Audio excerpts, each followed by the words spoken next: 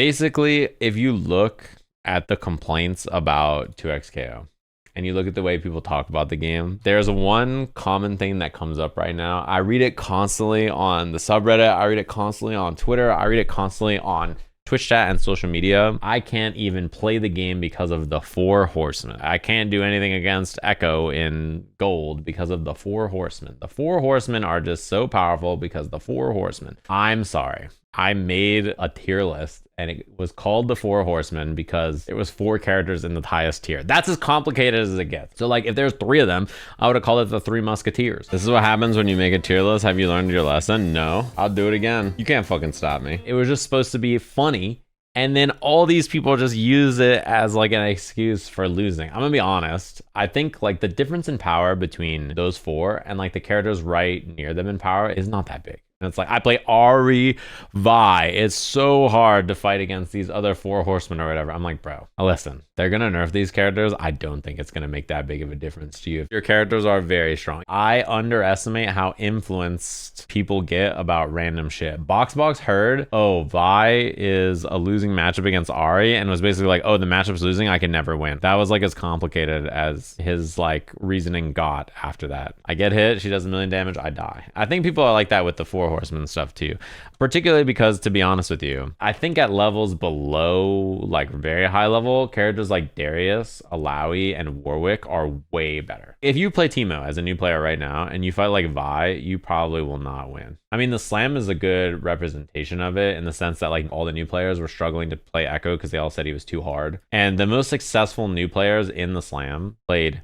Warwick, Darius, and Alawi. The most successful Teemo players were the Teemo players who were the higher tiers doing well. We've been talking about how like Teemo has some bugged stuff, and then Marlon Pie had this to say. His combo output right now is pretty crazy. Jump forward S1, not having landing recovery, down forward heavy, tag launcher being possible at any hit stun deterioration, and S2 super, and which is the mushroom super, forward S1 having arbitrary damage scaling were all unintended. 4 of the cheapest things about Teemo right now are like all just unintended bugs. His incredible mix, I'm assuming, is the jump pogo. How it forces stand on hit was not intended either, because he has the only solo instant override you can combo off of in the game. Even if Teemo doesn't get any actual balance changes, if they fix all of these bugs, he is a lot weaker. I wouldn't even call them the 4 horsemen. The way I'd label them now is bugged and cheap. That I would do this.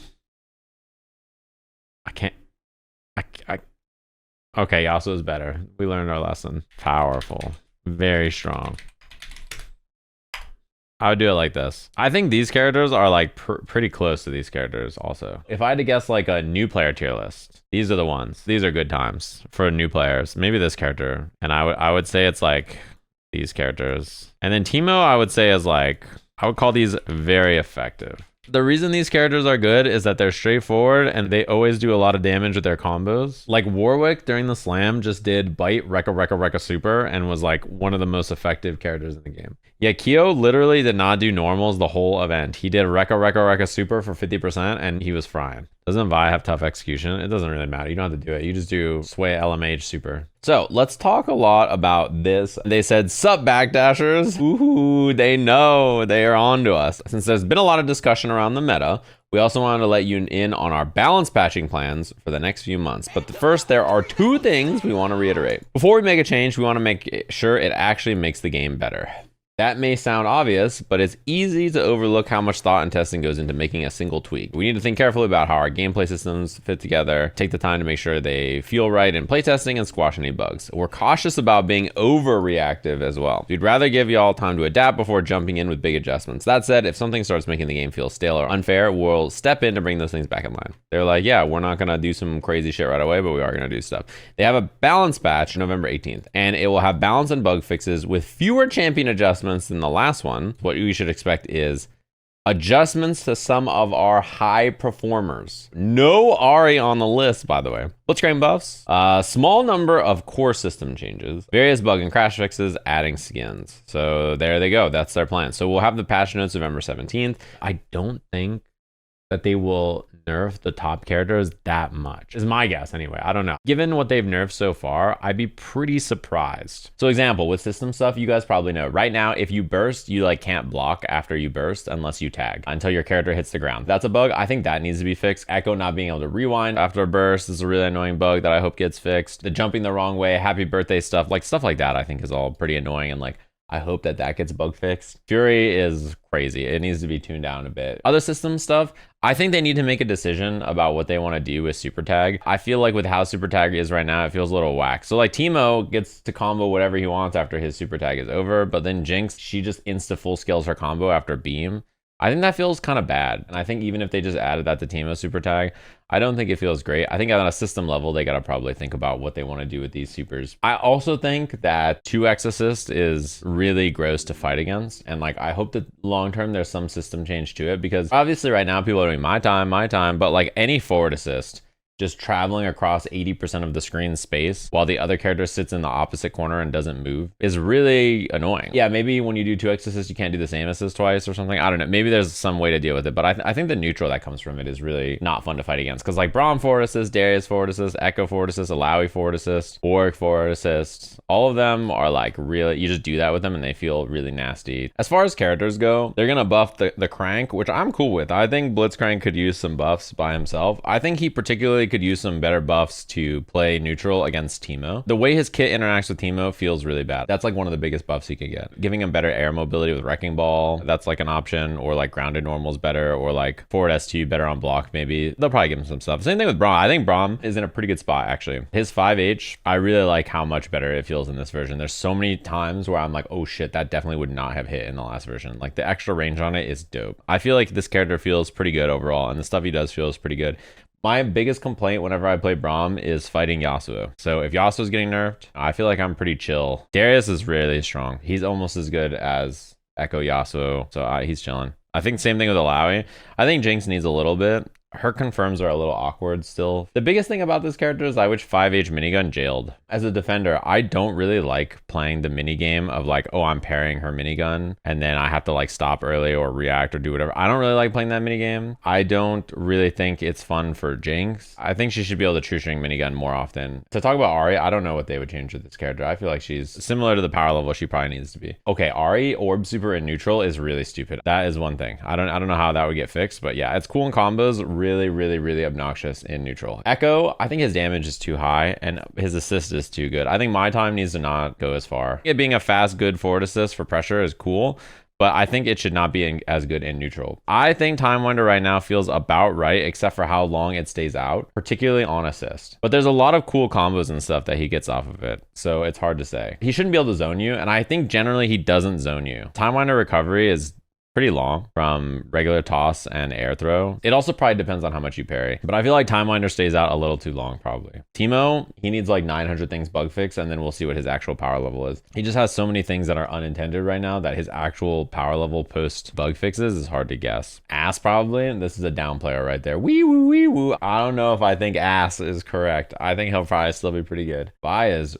really good. I think she feels like she's in a great spot. You know, the thing about Warwick, my opinion about him is a lot higher than the last time I talked about character power, but I also think he's way more boring. He just does like 3 things and that's it. I think as a character, he's fine, but he just doesn't feel fun to play. If you only do dash into 5M over and over, he's like really good. That's actually like very high value, but like it feels like everything else about the character is like not very good, and that doesn't feel very good. I think like the way he combos feels very like arbitrary. Like he just does special move, and that's like it a lot of the times. Particularly, I wish I could do things like wall cling, get off the wall cling, do a button, do charge, wall cling again, do something cool. But like a lot of his combos are just like Rekka into my assist or down S2 into my assist, and that's kind of it. I wish his bite OTG hit 2 characters also. His blood super should give you better Oki. Like I wish it kept you point blank in the corner or something. Yeah, I mean, even just building people less burst would be nice. He doesn't need that much, I think, to be honest. He's pretty close. This character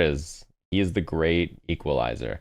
I think he stops so many other characters from feeling good to play. Personally, I think he's the biggest filter. My biggest complaint about him, though, if I had to pick something, is I really think the way his jump S1 works is incorrect for his archetype. His jump S1 in neutral is like way too degenerate for how good his already everything else is. It just basically lets him never have to commit to anything because he just does jump S1 call assist, and like he can play neutral in such a sloppy, boring way by just like running away and then doing jump S1 and then calling assist and then being like, yep, that, and let me interact with hop. If he does hop, let me hit him. Those two changes alone would make this character feel way better to fight. I actually love Yasuo. He's like one of my favorite characters, but Yasuo players have made me hate Yasuo. I watch Yasuo players have assist up and just do like LMH stance hop. I like 2H and my 2H goes the wrong way and it doesn't work, and they're like, I don't know, bro, you could have just done something. Try air throw. And then I try to air throw, my air throw whiffs, and then he lands from his mix up and 2Hs my jump back air throw, and then counter hit punishes me and then kills me. And then Yasuo players are like, yeah, man, I don't know. Yeah, can you believe the Yasuo wasn't even top 5 discussion these clowns tried to start at after the patch? Then it became, oh shit, that's not gonna work. Echo's the best, guys. Him and Echo both need to be toned down a bit. I also think that the perception on how close the tiers is like really not correct. Like I think most people think that Yasuo, Echo, and Ahri are like much better than most of the other characters.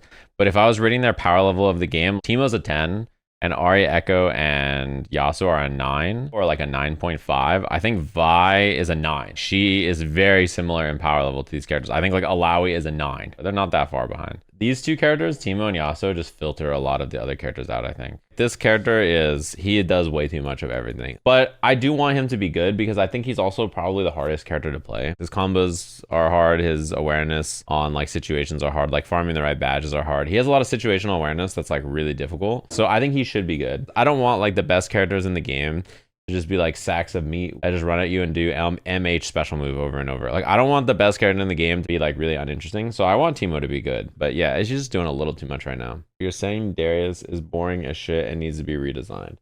No, you could give Darius to Marlinpie and Marlinpie would be like, okay, so Darius has an axe. When he swings the axe and he hits the tip of it, it generates blood. And that blood he can use to create blood magic. And that blood magic, when he swings his axe, it cuts through you. And if it hits behind him on the tail end of the axe, creates a portal, and that portal he can use then to create a setup, and then by dragging the axe on the ground he creates a spark, and if that spark ignites with the blood, it creates blood fire, and blood fire is a power up that Darius can get to enhance all of his special. Like you could make Darius that way, but Darius doesn't do that. Darius runs at you and hits you with his axe. You could give Marlinpie Braum and he could be like, Braum has a door, and when he opens the door, he creates a portal to the Freljord, and then thus Ornn reaches through and hands him relics, and the relics are RNG, and each relic can be powered up by ice magic, and level 1 ice magic he gets by hitting, like you could let him craft a character kit for Braum.